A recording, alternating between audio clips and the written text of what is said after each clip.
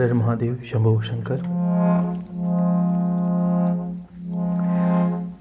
इंसान के जीवन में जो गुरु का महत्व बताया है इतने दिनों से, और अभी तक तो कुछ बताया भी नहीं। जो अनंत महिमा है, हम जिस जन्म को पार करना चाहते हैं वो गुरु के बिना संभव है ही नहीं, किसी तरीके से नहीं, कोई रास्ता नहीं इसका, दूसरा कोई शॉर्टकट नहीं है। और इसे तो बता दिया कितने धर्म पुण्य एकत्रित होते हैं तब इंसान में गुरु प्राप्ति होती है। लेकिन हम गुरु से मांगते क्या है? हम मांगते हैं सांसारिक वस्तुएं, वो तो आती ही है और जीवन में उतार चढ़ाव आता है। उस उतार चढ़ाव के प्रति भी ये सोचते हैं कि गुरु बस मिल गया तो हमारे जीवन में उतार चढ़ाव नहीं आएगा, ये नहीं होगा, वो सुख दुख सब आएंगे। गुरु इनका द्योतक नहीं है आपकी। हाँ, बिल्कुल फर्क आता है जीवन में, जीने की कला आपको समझ में आती है। आप एक बीच के रास्ते में चलते हो, ना आपको ज्यादा नुकसान होता है, ना मैं ऐसा नहीं कह सकता सब अरबपति बन जाएंगे, नहीं, लेकिन फर्क सबके अंदर आएगा निश्चित तौर पर। आप देने में समर्थ रहोगे, धर्म ध्यान करने में समर्थ बनोगे, ये तो निश्चित ही है, कोई दो राय नहीं है। जहां संतों की महिमा चली उसी महिमा को सत्संग में मैं कहूंगा, सुनिए आप कि शिष्य एक गुरु से जो प्रार्थना करता है उसकी आत्मरूपी शरीर की कल्याण की कामना करता है। तो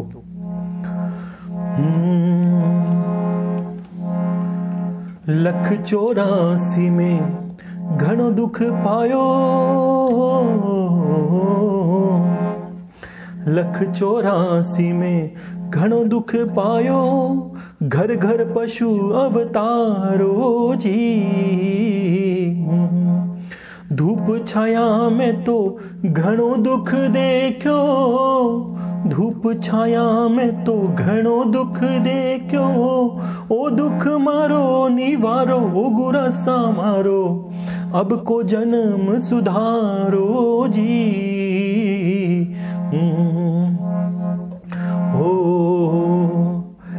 कहते हैं कि लख 84 में घणो दुख देखियो और घर घर पशु अवतारो, और धूप छाया में तो सही गणेश गणेरी, गुरुदेव अब को जन्म सुधारो।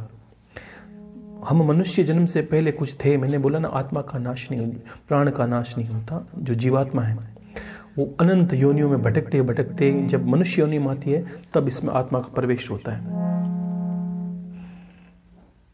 हर जीव में अब कुछ चीजें धीरे धीरे आपको समझ लेना है कि हर जीव में आत्मरूपी तत्व नहीं होता।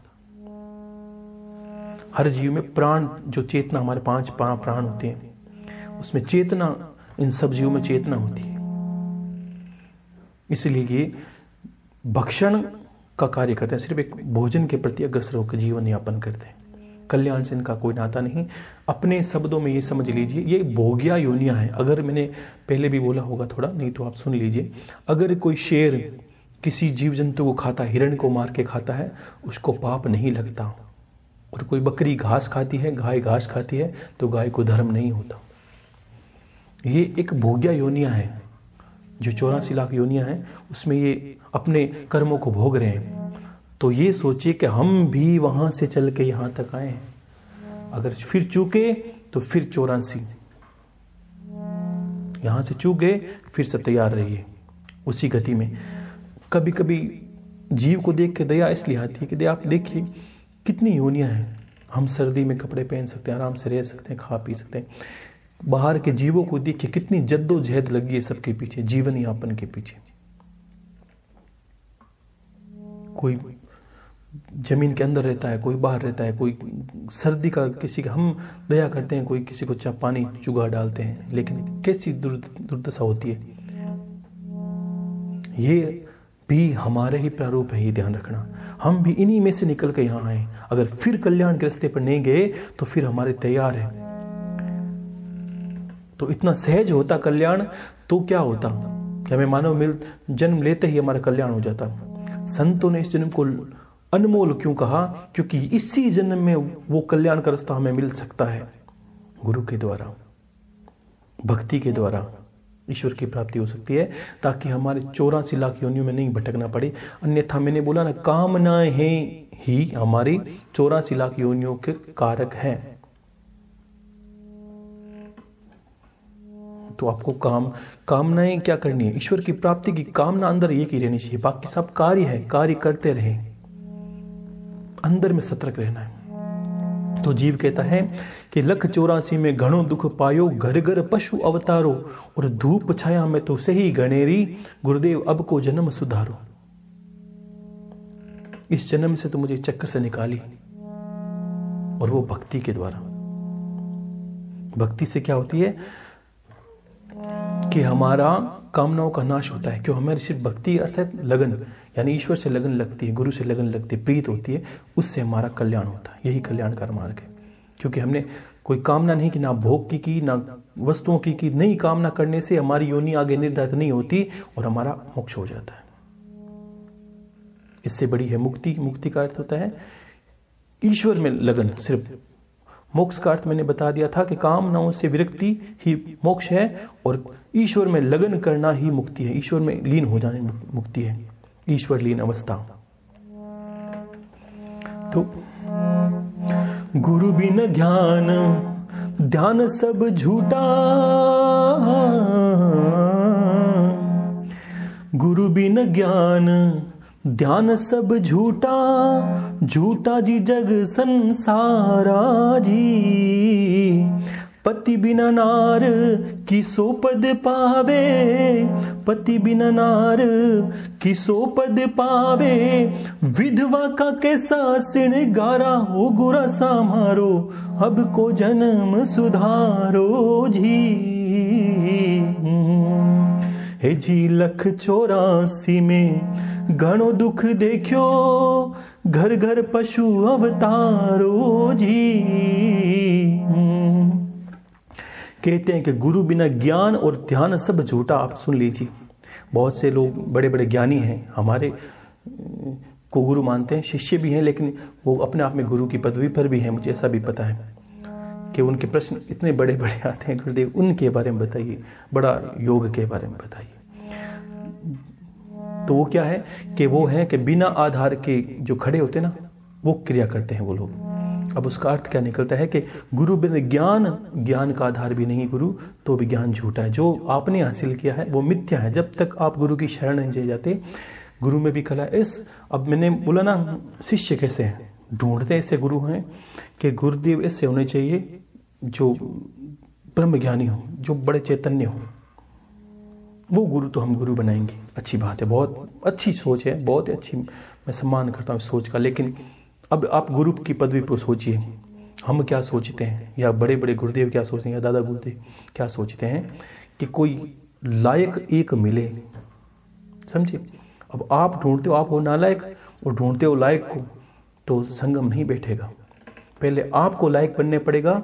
और मैंने कहा ना, शिष्य की इतनी औकात नहीं कि वो गुरु को ढूंढे, गुरु खुद खोजता है पात्र को।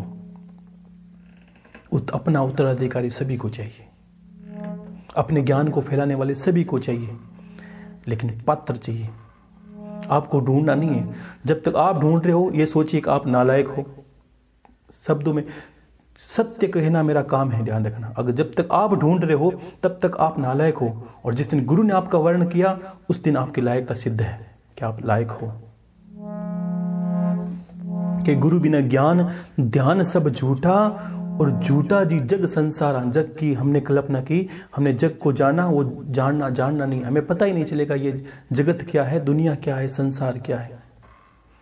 और पति बिना नार किसो पद पावे। अगर जिसका पति नहीं है, उस पत्नी का कोई पद नहीं मिलता।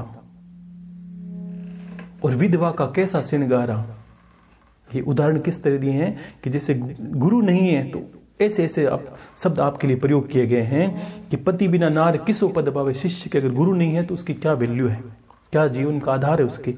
और विधवा का कैसा, अगर कोई विधवा स्त्री श्रृंगार करती है, क्या मान्य है उसका, क्योंकि उसका पति ही नहीं। वैसे ही गुरु, ये तो शब्द छोटे हैं, लेकिन गुरु की पदवी देखिए कि अगर गुरु नहीं है तो आपकी शिष्यता नहीं है, आपको ज्ञान, आपको पुस्तक की नहीं छेड़नी होती है। क्योंकि मैंने बोला ना कि बुझे हुए दीपक में कितना ही तेल डाल दीजिए, वो कहीं नहीं जाएगा। आपका ज्ञान, आपका ध्यान, आपका योग सब पड़ा रहेगा। ये तो समर्पण से, मैंने बोला ना, कुछ हासिल नहीं करना, समर्पण से स्वतः आता है। सत्य बात, दुनिया चाहे कुछ भी कहे, कैसे ही उल्टा लटका दे आपको, कहीं योग करिए, ये योग करिए, ये योग करिए, वो आपको कहीं नहीं ले जाएगा। उनको देखिए जिन्होंने किया है, मिलिए उनसे, कुछ दिन पास बैठे रहिए, आपको लगेगा बड़ा सा आडंबर सा चला है। ईश्वर की वाणी गुरु की वाणी होती है और उसको समझ के आपको कार्य करने होते हैं। जब तक हमारी बुद्धि प्रबल है तब तक हमें गुरु नहीं मिलते। हमारा समर्पण प्रबल होगा, ईश्वर के प्रति रुदन होगा, हे प्रभु मेरा कुछ हो, मेरे कल्याण का कोई रास्ता अग्रसर कर, तब जाके भगवान एक कार्य करता है। ठीक वैसे ही जैसे बच्चे को विकसित करने के लिए, उसकी बुद्धि को विकसित करने के लिए माता पिता अंगुली पकड़, ईश्वर रूपी माता पिता अंगुली पकड़ कर उसे पाठशाला में जाके डालते हैं। क्यों? कि उसे पता है उसका विकास यहीं से होना है। और ईश्वर कौन है? माता पिता है। वो अंगुली पकड़ कर उस गुरु की शरण में डाल देता है। राम मिलन की राय बतावो, हे जी राम मिलन की राय बतावो, मेट्रो जी भरम हमारो जी, आप गुरा सामारा पर उपकारी, आप गुरा सामारा पर उपकारी, ओ अब गुण मारो निवारो, हो गुरा सामारो अब को जन्म सुधारो जी। कहते हैं गुरुदेव राम मिलन का रास्ता बताइए। गुरुदेव मैंने क्या बोला? अब इस बात को अच्छे से समझना है। क्या शिष्य कहता है कि राम मिलन की राय बताओ, गुरु क्या करता है? गुरु अब इनमें आपको जोड़ना है कि अब कई की संत क्या करते हैं, सब नहीं, ईश्वर का जो भजन कीर्तन बताते हैं वो सब मान्य है, उसके अलावा क्या करते हैं, अपनी शरण में रोक लेते हैं उसको, और वो दोनों ही दुर्गति को मारे जाते हैं। क्यों? कि ना तो उसने गुरु का कर्तव्य निभाया, ना शिष्य को बरगला कर उसको अपनी शरण में डाल दिया कि बस यहीं रहना है तुझे, तेरा कल्याण यहीं पर है। नहीं, ईश्वर सर्वोपरि है, उसके बिना कुछ संभव नहीं है। ईश्वर किस लिए है कि वो उस शिष्य को जो गुरु के पास जाता है उसको गुरु अपनी तरीके से उसके पास लेके आए। ईश्वर यही चाहता है कि ज्ञान के रास्ते होकर ये मेरे पास आए। महादेव ने ये कितनी बड़ी बात कही गुरु के बारे में कि गुरु बिना अंधा जानिए। तो फिर क्या होता है कि राम मिलन की राय बताओ और मेटो जी भरम हमारो, आप गुरा सा हमारा परोपकारी। गुरु पद भी कहा क्या गया? परोपकारी का अर्थ क्या होता है? जो जीव के कल्याण की सोचे वो परोपकारी। संत का अर्थ ही परोपकार है।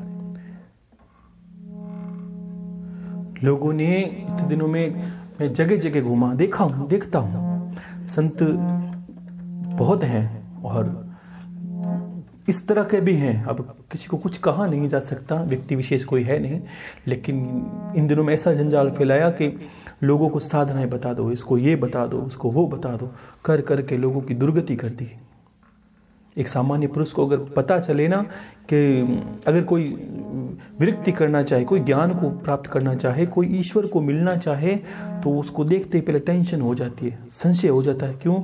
उसके दृष्टि में क्या ईश्वर को मिलना? ईश्वर को मिलने का अर्थ है बहुत बहुत बड़ी जटाएं होनी चाहिए आपके पास। आपके पास कई तंत्र मंत्र होने चाहिए, कई आपके पास मुंड माला होनी चाहिए गले के अंदर, आपको बड़े बड़े यंत्र हवन कुंड ये करना। ईश्वर ने ऐसा थोड़ी, ये तो कौतुक विषय बना दिया इन लोगों ने, ऐसा विषय बना के छोड़ा है कि खुद तो दुर्गति के शिकार है ही, पूरे मानवता का नाश करने के लिए लोगों ने ये आपने बोला ना कि कलयुग, ये कलयुग ही है। मानवता का नाश कैसे किया जाता है, इन लोगों से आप सीख सकते हैं। व्यक्ति विशेष को नहीं कहूंगा, मैंने देखा है लोगों को, और लोगों को ऐसे ऐसे भ्रमों में उलझा दिया है। एक सामान्य इंसान, मैंने क्या कहा था कि सब कुछ सुनने के बाद आपको ये लगेगा, कोई संत मान लीजिए प्रवचन देता है तो ये लगेगा, जब तक सुनने वाले को ये लगता है कि मुझे क्या करना चाहिए, तब तक उस संत का प्रवचन सत्य ना जानिए। वो अपने बारे में बताता है, मैंने ये किया था, मैंने वो किया था, कोई ये मंत्र करना, तब तक समझिए वो कल्याण की बात नहीं करता। उसको बताने का जो सुनते हैं उनको भी मैं कहना चाहता हूँ, अगर आप मान लीजिए पदवी पर हैं तो मेरा नम्र निवेदन है आप सबसे आपको कल्याण का रास्ता अग्रसर करना है लोगों को। किस तरह का आपको ये बताना है कि आपको क्या करना है, आप कहां हो, वहां ये क्या करना है। जिसको जो चाह मंत्र दे दिया, किताब उठा के मंत्र दे दिया। मंत्र के अनाधिकृत हैं तो भी मंत्र देते हो। कभी गुरु की बातें नहीं करते हो। बड़े बड़े आडंबर फैला रखे, तंत्र मंत्रों में दुनिया का नाश कर दिया। यही तो कलयुग। सतयुग होता, इतने संत होते तो फिर तो सतयुग ही हो जाता।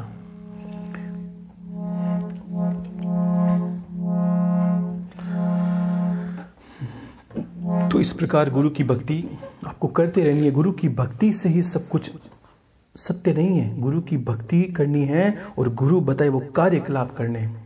मैं कभी नहीं चाहता कि आप मेरे चरणों में पड़े रहे, गुरुदेव के चरणों को पकड़। गुरुदेव को साधना है किस तरह, अनंत गुरु से प्रीत होते ही आपके मुक्ति के द्वार खुलने लगेंगे। क्यों?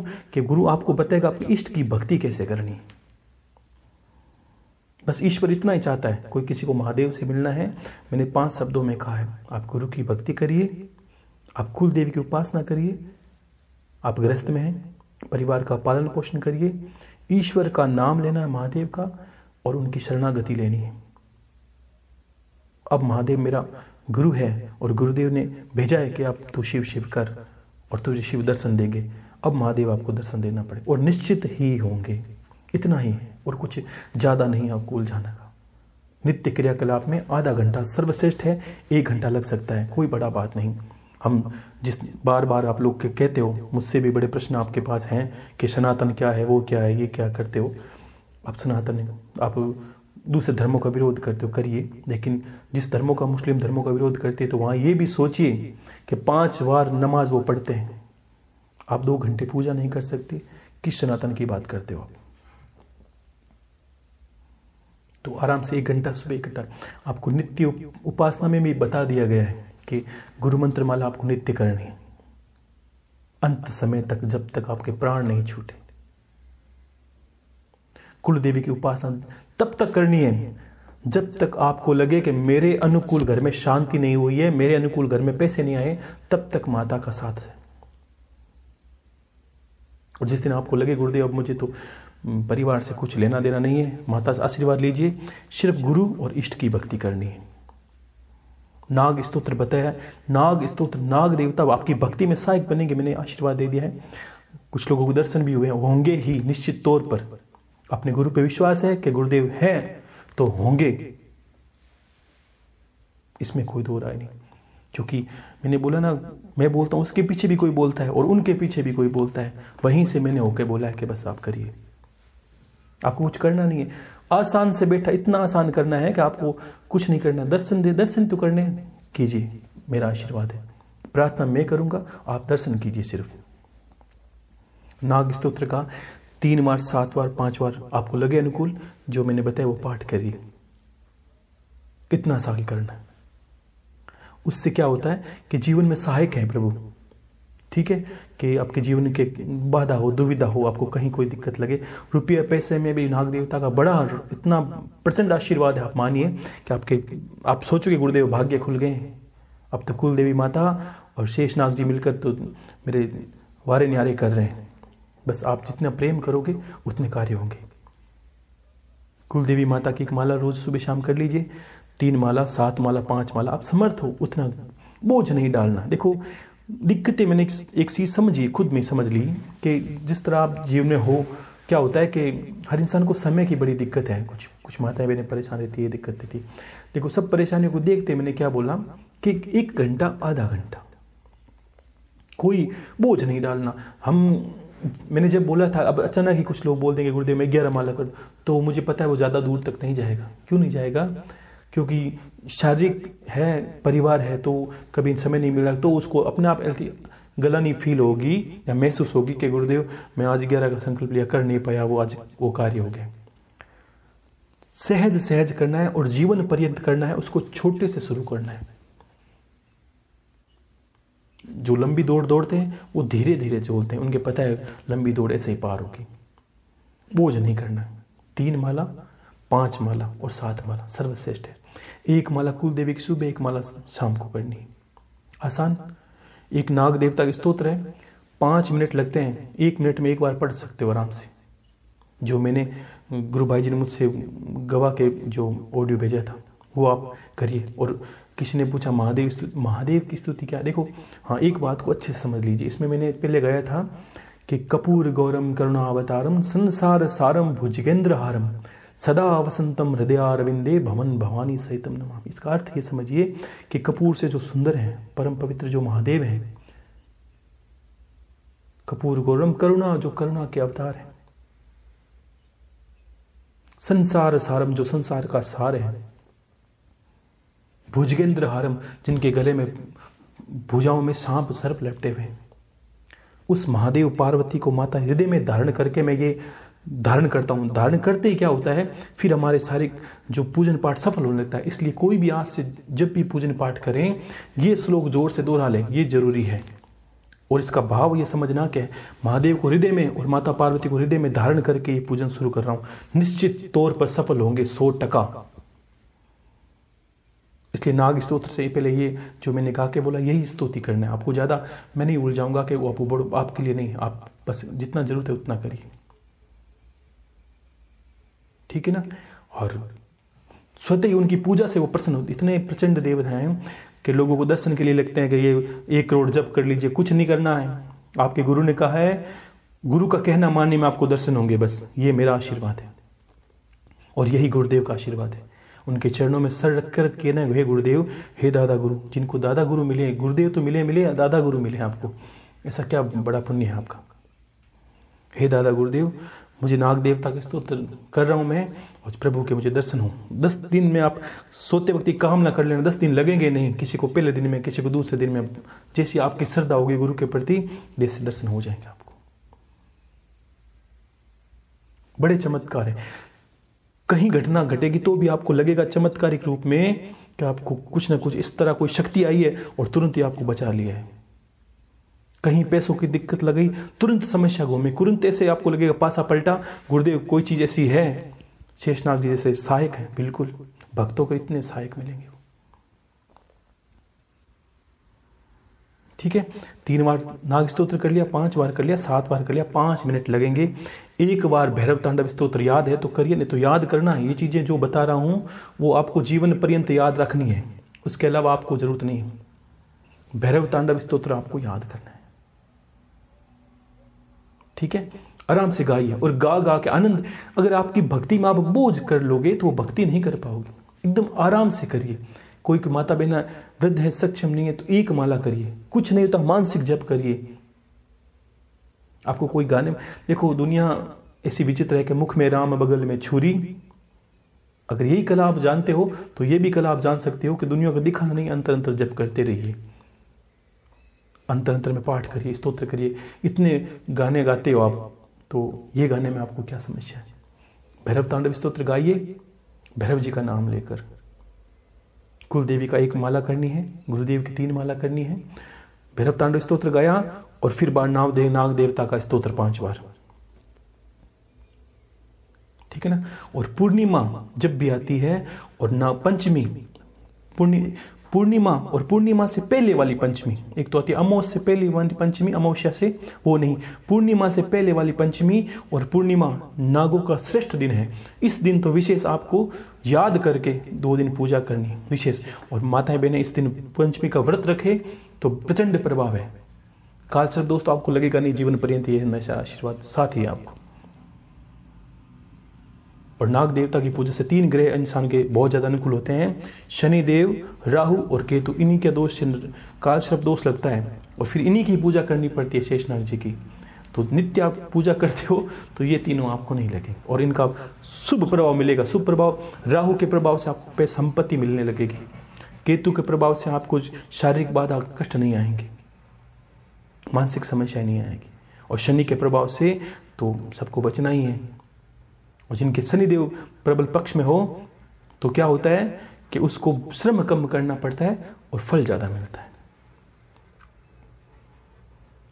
तो तीनों का प्रभाव नाग देवता के साथ विराजित है, अलग से कुछ नहीं करना, इतना सा करना है। और हवन करते हो कोई आसान, 1 आधा घंटा इनको लगा, 1 घंटे हवन मान लीजिए आप सक्षम नहीं हो तो एक दिन छोड़ के एक दिन कर सकते हैं, 2 दिनों में एक बार कर सकते हैं, 5 दिनों में एक बार कर सकते हैं।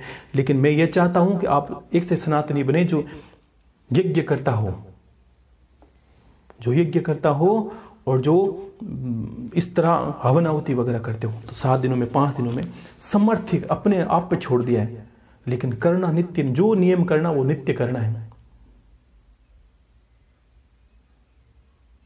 ठीक है, इतना आसान किया है। बाकी टाइम ईश्वर का नाम लीजिए। जब मिले किसी का शिव इष्ट है तो चलते फिरते ये कि शिव शिव शिव शंभो शंकर, शिव शिव शिव शंभो शंकर। बाकी दिन भर आपको बस इतना ही करना है। इष्ट को दिन भर भजना है, भजन गाता तो उनका गाना है, भक्ति करनी तो उनकी करनी। इतना करने से आप देखिए कि किस तरह जीवन घूम के सामने आता है। आप बोलोगे गुरुदेव जीवन तो बहुत जिए, किसी को 40 हो गए, किसी को 30 साल हो गए, 20 साल हो गए, लगता है जैसे 5 साल या 4-6 महीने हुए हमें जन्म लिए हुए धरती पर। तब आपको लगेगा कि आपका शिष्य बनना सार्थक हुआ और गुरु का कहना भी सार्थक हुआ। धीरे धीरे हर दिन कुछ ना कुछ, मैं कोशिश हर बार करता हूं हर दिन कुछ ना कुछ नया मिले, ऐसा मिले जो आपको लगे कि गुरुदेव आज मेरा इस तरह का मेल उतर गया, आज मेरा ये दोष चला गया, आज मुझे ये समझ में आ गया। बहुत है, इतने ही सत्य बताऊं तो इतने ही सुलभ दर्शन है ईश्वर के, है ही नहीं। आपको कौन से करोड़ जप करे, नहीं करने, ताकत पीछे चलती है। इसलिए मैंने पहले ही बोल दिया था, बस आपको इतना ही बोलना है, गुरु की शक्ति और मेरी भक्ति। शक्ति तो गुरुदेव की है, आप मुंह से बोले, आप कर्ता का भाव हटा दीजिए, तब मैं करूंगा और तब गुरुदेव करेंगे, ईश्वर स्वयं करेंगे, महादेव आपके कार्य स्वयं करेंगे, माता खुद लक्ष्मी आपके कार्य करेगी। क्यों करेगी? क्योंकि जब तक कर्ता का भाव होता, जब तक धर्म मैं करता हूं, तब तक उसका फल कुछ नहीं मिलता। और आप सोचिए एक माला करते हैं तो अब गुरुदेव मेरी क्षमता नहीं है, मुझे तो बस एक पिंजरे के अंदर बिठा रखा आपने, करने वाले आप ही हैं। उस दिन देखिए आप माला कैसे सिद्ध होती है। क्यों? कि उस दिन आपका पूरा समर्पण होगा, हे गुरुदेव ये नाग स्तोत्र आप नहीं, मैं नहीं, आप ही करने वाले हो और दर्शन ही आप ही दोगे, तो निश्चित ही दर्शन हो। इतना ही समर्पण करना है। और ये कब तक नहीं आता? जब तक आपकी बुद्धि चलती है। क्यों? कि आप तो बड़े ज्ञानी हो, आप, मैं गुरु हूं तो आप जगत गुरु हो, आप सतगुरु हो, आप जगत गुरु हो, तो उन्हीं के प्रश्न होते हैं। ठीक है ना? और प्रश्न सारे अंत हो जाएंगे जब ऐसे ऐसे देवता घर पे बैठेंगे, आप यजन करना शुरू करें। हमने किया क्या? हमने कुछ किया ही नहीं देवों के प्रति। हमने अपनी इच्छा से जैसी आ रही थी वैसे पूजा कर ली, कोई विधि थी नहीं, कोई पूजन स्थली थी नहीं, कहीं किसी को देखा नहीं, कहीं 2 कहीं से लेके आ गए, 4 कहीं से ले गए, 4 किसी से सुन लिए, 5 किसी से सुन लिए। भक्ति का ये अर्थ है।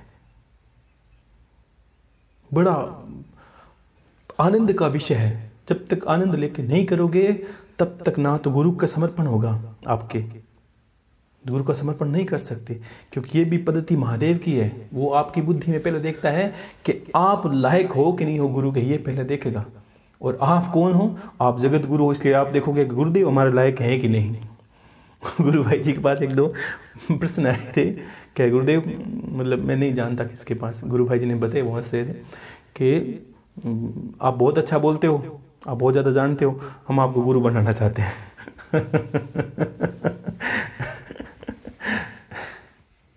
गुरु बनाया नहीं जाता, स्वतः अंतर में धारण करना होता है।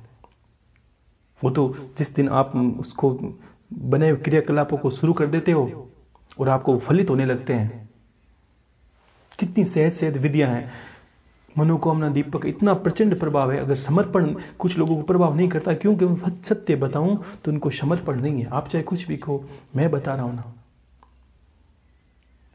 मुझे पता है 11 दिन नहीं लगते, मुझे पता है 21 दिन नहीं लगते। और करना किसके सामने? अभी तक भी लोग पूछ रहे हैं गुरुदेव ये कुल देवी के सामने करूं, आपके सामने करूं, इष्ट देवता के सामने करूं। जिन देवों को आप भजते हो, अब भैरव जी को भजना शुरू किया, अब नाग देवता को भजने शुरू किया, शेष नाग जी को, कुल देवी को किया, गुरुदेव, इनमें से किसी के सामने कर सकते हो। जिसका आपने जीवन में सबसे ज्यादा यजन किया है, जो आप इष्ट है कि हाँ इन पे मेरा कर्ज है, आपने प्रसाद खड़ा खड़ा के उन पे कर्ज चढ़ा दिया है, उनको करिए, वो आपका कार्य करेंगे। ऐसा नहीं कि हनुमान जी को पूजते हैं जहाँ के भैरव जी के मंदिर में दर्शन दिया कर दिया या और कहीं कर दिया, वो आपको जानते भी नहीं। क्यों? उनके ना तो उन्होंने कभी आपके हाथ से भोजन किया है, ना यज्ञ स्वीकार किया है। इसलिए जो आपके इष्ट हैं, जिनकी आप पूजा अर्चना करते हैं, उनके सामने करना होता है, तब जाके हमें वो विधि फलित होती है। और दीपक से क्या होता है, इस दीपक में ऊर्जा में क्षेत्र होता है कि वो देवता तुरंत हमारी नकारात्मक एनर्जी को खत्म करने के लिए खड़े हो जाते हैं, और हमें पता नहीं चलता, हम तो दीपक करके सो जाते हैं। वो सोते नहीं हैं, वो उस कार्य को करने के लिए सबकी बुद्धि को घुमाना शुरू करते हैं। सबसे पहले एक माता बहन का ऑडियो आया था काफी दिन पहले कि गुरुदेव घर से शराब पीते हैं 25 सालों से, और मैंने पहली बार मनोकामना दीपक विधि की और दूसरी बार कुलदेवी के सामने, मतलब आप मान लीजिए 21 दिन का संकल्प लिया, फिर 21 दिन उन्होंने स्वतः ही उस 25 साल की शराब को छोड़ा। छोड़ 25 साल पहले ही सकते थे। और उन माता जी ने कहा था, मैंने नहीं कहा गुरुदेव, मैं तो बस कुलदेवी के सामने दीपक करती रही। और उन्होंने बोला 25 साल नहीं, आज वो शराब छोड़ दी और घर में ऐसे सुख शांति लगती, इस दीपक से ऐसी शांति लगती है आपको। अनुभव क्या होता है, जैसे शमशान जाते हैं तो प्रेत दिखते नहीं है, लेकिन अंतर में भय पैदा होता है। इसका मतलब यहाँ भय कारक शक्तियां विराजमान हैं, इसका अर्थ ये होता है। प्रेत दिखेंगे कम आपको अंदर में भय लगेगा। इसका मतलब भय लगा, इससे अर्थ ये होता है कि हमारे चारों तरफ भयकारी शक्तियां विराजमान है। घर में अशांति रहती है तो हमें क्या हुआ, जब बाहर से घर पे आते हैं तो मन नहीं लगता। इसका अर्थ है ये घर में नकारात्मक शक्तियां बहुत ज्यादा हो गई है। घर में आते ही बाहर जाने का मन करता है। और ये दीपक क्या करता है, धीरे धीरे सकारात्मकता को बढ़ाना शुरू करता है। इतनी विधियां बताई है, इसलिए कुछ लोगों को बोला भी है सही से सुने आप। और आपको लगे कि गुरुदेव अब तो घर में मन लगता है, बस पूजन स्थली के पास बैठ जाऊं, भजन करूंगे, इसका मतलब अब देव पूजन योग्य आपका घर बन चुका है। संस्कार आएंगे, आज नहीं तो कल, जितने आएंगे धीरे धीरे सब चीज होगी। तो आशीर्वाद है। फिर भी मैं कुछ बताऊंगा, और कल परसों समय मिलेगा तो अमृतवाणी कहेंगे, उसमें कुछ और भी बताऊंगा आपको। खुश रहिए और भक्ति करें ईश्वर की, और सत्य पर अग्रसर हो। और सत्य क्या बताया था मैंने, परोपकारी पर हितकारी सत्य है। अपने लिए जीवन तो जीते ही हैं सभी, और आप भी जीते हो, तो आप में और जानवरों में कोई फर्क नहीं है। एक श्लोक था, मैं बोलता हूं, आहार निंद्रा भय च मैथुन, ये पशुओं में भी है। आहार हम भोजन करते हैं, भय हमें भी भय लगता है, भूखे मरने का भय लगता है, हर चीज से भय लगता है। आहार निद्रा, निद्रा हमारे अंदर है, पशुओं में भी है। भय उनको लगता है, हमें लगता है। और मैथुन, भोग की कला हमारे अंदर है, वो उनके अंदर। अब वैसे ही आपके अंदर चारों गुण विराजमान हैं, तो आप सोचिए कि गली में घूमने वाले जानवर और आप में फर्क नहीं है। बस आपके दो सींग नहीं है, बड़े कान नहीं है, बड़े दांत नहीं है, नाखून नहीं है, बाकी तो कोई फर्क नहीं है। ईश्वर की दृष्टि में आप और उनमें दोनों में कोई फर्क नहीं। वो अपने लिए जीता है, आप अपने लिए जीते हो। जिस दिन आप में ईश्वर की कला क्या है, जिसको मानते हैं लोग वैसा धारण करते हैं। ईश्वर का नाम है देवता, यानी जो देते ही देते हैं। ईश्वर में किसी का नाम मांगी लाल नहीं लिखा, मांगता नहीं, सिर्फ देने की कला है। इंसानों में ये नाम होता है बड़ा सा, ठीक है। तो फिर आपको ईश्वर को पसंद है तो आपको हाथ आगे करके देना है, ये कला बढ़ानी है, तो आपके अंदर देवत्व गुण आता है। देवता को ही पसंद है जो उनके जैसे देवता बन जाए। आप, मैं तो ये मैंने कहा था ना, आप देवता बन जाइए। और पूजन के वक्त भी ये कहा जाता है, देवोन्य भूत्वा देवोन्य यजते, यानी देवताओं को यजन करने के लिए पहले आपको देवताओं के गुण या देवता बनना पड़ेगा। और ये लोगों को दिखाने के लिए, अपने आप को दिखाने के लिए कि हाँ अब मेरे ये गुण अच्छे अच्छे हैं। कल एक मैंने देखा था, एक गुरु भाई हैं जो कहाँ से मैंने ध्यान नहीं दिया, और उनका वीडियो देखा मैंने। गुरु भाई किस तरह वो पत्नी मतलब इतना प्रेम से गौ माता की सेवा कर रहे थे, इतना आनंद मिलेगा कि गौ माता कैसे रंभा की आवाज़ कर रही थी। हरिद्वार के हैं उस साइड के, और कुछ नाम था अजीत सैनी ऐसा कुछ नाम है, और बहुत ही मनमोहक और ऐसे भी बहुत भक्त हैं। मैं नाम तो सबका लूँगा तो आप समझिए कि ये अजीत जी नाम जो लिया है मैंने सबका ही लिया है, चाहे वो चींटी को आटा डाले वो भी मान्य करता हूँ। और बड़ा आनंद आता है ऐसी चीज़ें देखने में। आप मानिए मुझे तो बड़ी खुशी होती है। मैं सोचता हूँ कि बस गाय को नहीं, आपने मुझे ही खिला दिया अपने हाथों से, तो फिर ऐसा करते रहिए। ये गुण ही है कृष्ण भगवान में। आप में फ़र्क क्या है? वो गायों को खिलाते पिलाते आप भी खिलाओ, बस आप में वो स्वरूप आ गया है, इतना ही है वो, ज़्यादा कुछ नहीं आपको समझने में देरी है। आशीर्वाद है, खुश रहिए। हर हर महादेव, शंभो शंकर।